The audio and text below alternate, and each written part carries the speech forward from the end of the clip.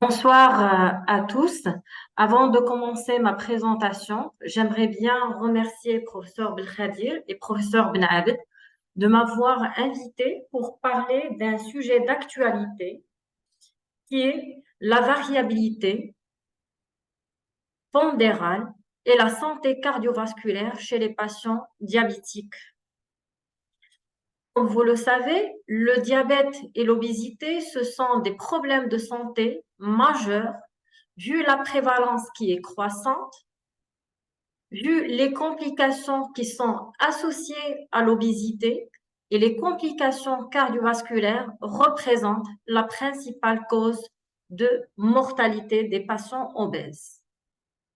Ici, on voit cette cohorte qui a inclus 3 millions d'adultes. L'obésité, c'est un facteur de risque connu de maladies cardiovasculaires et dans cette cohorte, elle réduit l'espérance de vie dans les deux sexes. Si on voit le diabète augmente le risque de maladies cardiovasculaires et les patients diabétiques type 2 ont un risque multiplié par 2 par rapport à la population générale de développer des maladies cardiovasculaires. Si on compare l'espérance de vie des patients diabétiques avec maladies cardiovasculaires versus les patients non diabétiques avec maladies cardiovasculaires, il y a une réduction de l'espérance de vie de 12 ans chez les patients diabétiques avec maladies cardiovasculaires. Comment expliquer le développement des complications cardiovasculaires et cette mortalité cardiovasculaire chez les patients diabétiques? En fait, il y a plusieurs mécanismes qui peuvent expliquer la survenue de cette complication cardiovasculaire, à savoir l'hyperglycémie, déclenche une cascade de réactions avec un stress oxydatif. Et donc, on aura une production de produits de glycation avancée avec une augmentation de la synthèse protéique, une altération de la contractilité. En plus, on a une situation d'hyperinsulinisme qui va activer le devoir de signalisation de l'insuline, à savoir la voie MAP kinase et phosphatidylinositol 3 kinase. Donc, on aurait une cascade de réactions avec une hypertrophie des cardiomyocytes, une augmentation de la synthèse protéique. Le troisième mécanisme qui est impliqué dans la survenue de cardiomyopathie, c'est l'hyperlipémie, avec une augmentation des taux de triglycérides. Et donc, on aura une augmentation de l'acétylcoenzyme 1, une augmentation de TNF-alpha, et donc on aurait une réduction de la contractilité myocardique, un état d'insulinorésistance avec une apoptose cardiomyocytaire, et donc on aurait une lipotoxicité avec une diminution de la réserve pancréatique. L'hyperinsulinisme chez les patients diabétiques type 2 active également deux voies, notamment le système nerveux sympathique et la voie MAP kinase. Et donc, on aurait un déclenchement d'une cascade de réactions qui va favoriser l'augmentation de la synthèse des protéines et donc on aurait une hypertrophie cardiaque. Et donc, il y a plusieurs mécanismes qui peuvent expliquer les anomalies structurales et fonctionnelles qui sont observées chez les patients diabétiques de type 2. Sans oublier la part de la variabilité glycémique, puisque la variabilité glycémique déclencherait un stress oxydatif et donc on aurait une augmentation des événements cardiovasculaires majeurs avec une augmentation de la mortalité toute cause.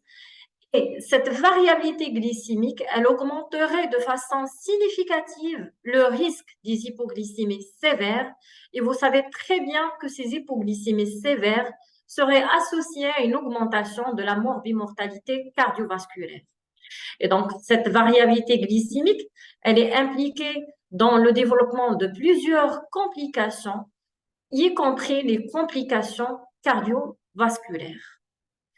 Qu'en est-il de la variabilité pondérale? Avant de répondre à la question suivante, quel est le lien entre la variabilité pondérale et la santé cardiovasculaire? Tout d'abord, j'aimerais bien définir la variabilité pondérale. Dans la littérature médicale, il n'y a pas de définition claire de cette variabilité pondérale et tout simplement, elle traduit les fluctuations du poids ou les modifications du poids entre deux mesures espacées de quelques semaines à quelques mois et elle peut être exprimée par un coefficient de variation. En fait, l'amplitude des variations, elle n'est pas standardisée, mais habituellement, elle est de l'ordre de 3 à 5 kg. Maintenant, on va rentrer dans le vif du sujet en répondant à la question suivante. Quelles sont les conséquences de la variabilité pondérale sur la santé cardiovasculaire? Dans cette étude observationnelle, publiée récemment en 2023 dans le Journal européen de cardiologie préventive et qui a inclus 29 400 patients diabétiques type 2 sans maladie cardiovasculaire, avec au moins 5 mesures pour chaque facteur de risque, à savoir l'hémoglobine glyquée, le poids, la pression artérielle systolique et diastolique et les paramètres lipidiques. Durant la phase longitudinale, les auteurs ont évalué l'association entre la variabilité des différents facteurs de risque et la survenue des événements cardiovasculaires majeurs, à savoir l'édème non fatal, l'AVC non fatal et la mortalité cardiovasculaire. Et dans cette étude, il y avait 6 classes selon le modèle RECPAM et selon ce modèle, la forte variabilité pondérale avec la variabilité de la pression artérielle systolique, ainsi que la forte variabilité pondérale avec une faible variabilité de la pression artérielle systolique, étaient associées à une augmentation de risque des événements cardiovasculaires chez les patients diabétiques. Et donc, la forte variabilité pondérale, c'est un facteur de risque qui confère une situation à haut risque cardiovasculaire chez nos patients diabétiques type 2 et qui intervient avec la variabilité des autres facteurs de risque. Dans cette méta-analyse récente, les auteurs ont évalué l'association du degré de la perte du poids et de la variabilité pondérale avec la mortalité et les événements cardiovasculaires majeurs chez les patients diabétiques type 2. Et dans cette méta-analyse récente, la variabilité pondérale était associée à une augmentation de risque de la mortalité toute cause avec une augmentation de risque de 1,54 chez les patients avec une forte variabilité pondérale. Qu'en est-il de la variabilité des indices de l'adiposité, c'est-à-dire l'IMC et le tour de taille, et l'incidence de l'insuffisance cardiaque chez les patients diabétiques type 2? En fait, dans cette étude qui a inclus 4073 participants de Look Ahead Study, avec un suivi médian de 6 ans et demi, on a constaté, les auteurs ont constaté que la variabilité de l'IMC, bien sûr après ajustement sur les différents facteurs confondants, sur les différents facteurs de risque et les taux de base de l'IMC, la variabilité de l'IMC était associée à une augmentation significative de risque de l'insuffisance cardiaque chez les patients diabétiques type 2. De même, pour les variabilités du tour de taille chez les patients diabétiques type 2, cette variabilité était associée à une augmentation de risque d'insuffisance cardiaque. Et donc, dans cette étude, les auteurs ont conclu qu'une forte variabilité des indices de l'adiposité était associée à une augmentation de risque de l'incidence de l'insuffisance cardiaque, et ceci de façon indépendante des autres facteurs de risque et des paramètres de base de l'IMC et de tour de taille. Si on voit cette méta-analyse publiée récemment en 2023 et qui a inclus 23 études avec 15 4 000 participants, les auteurs ont évalué les effets de la variabilité pondérale sur les événements cardiovasculaires avec le critère composite, à savoir l'AVC, l'EDM et la mortalité cardiovasculaire, et ils ont évalué l'association entre la variabilité et la survenue de ces événements cardiovasculaires. Dans cette méta-analyse, une forte variabilité pondérale était associée à l'augmentation des risques des événements cardiovasculaires et de critères de jugement principal, à savoir l'AVC non fatal, l'EDM non fatal et la mortalité cardiovasculaire. Et si on voit les critères de jugement secondaires, la variabilité pondérale était associée à une augmentation de risque de l'AVC d'un facteur 1,21, à une augmentation de risque de l'EDM d'un facteur 1,32 et une augmentation de risque de décès cardiovasculaire d'un facteur 1,29. Et donc, le critère de jugement secondaire était augmenté de façon significative avec l'augmentation de la variabilité pondérale. Qu'en est-il des patients diabétiques type 1?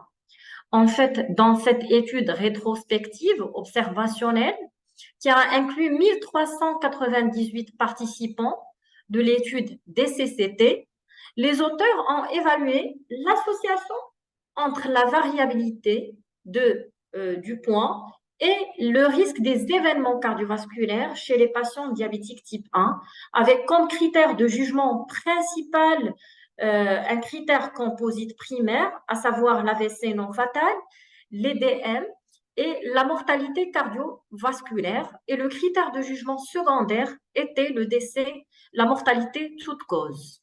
Et dans cette étude observationnelle, une forte variabilité pondérale au body-weight cycling était associée à une augmentation de risque des événements cardiovasculaires majeurs et de la mortalité toute cause chez les patients diabétiques type 1, et ceci indépendamment de l'IMC et indépendamment des autres facteurs de risque cardiovasculaire.